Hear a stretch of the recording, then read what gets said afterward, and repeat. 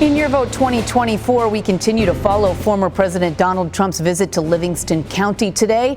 Our David Sackwriter joins us live now with a look at what Trump plans to talk about.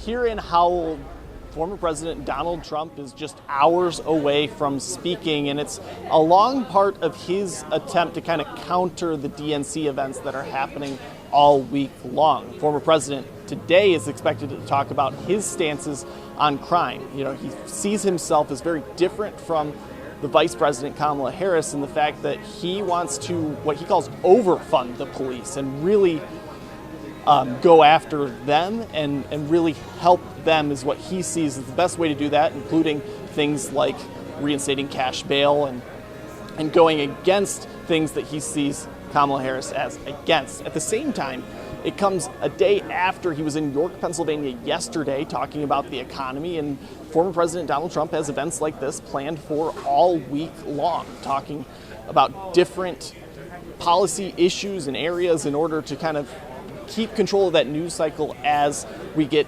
deeper into the DNC and deeper into the campaign. You know, that November deadline's coming up soon. People will be able to early vote as soon as October.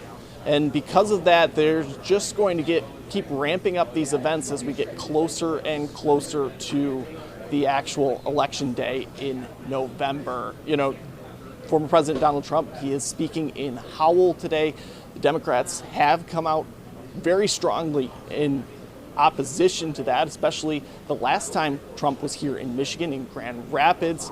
It was a situation where white supremacists actually marched in the city of Howell that same weekend, and they fear that this is going to embolden that same sort of rhetoric. But the Trump campaign has disavowed that. They say they're not related to those groups, and here today, they're just here to talk about crime. Live in Howell, David Sackwriter, ABC 12 News.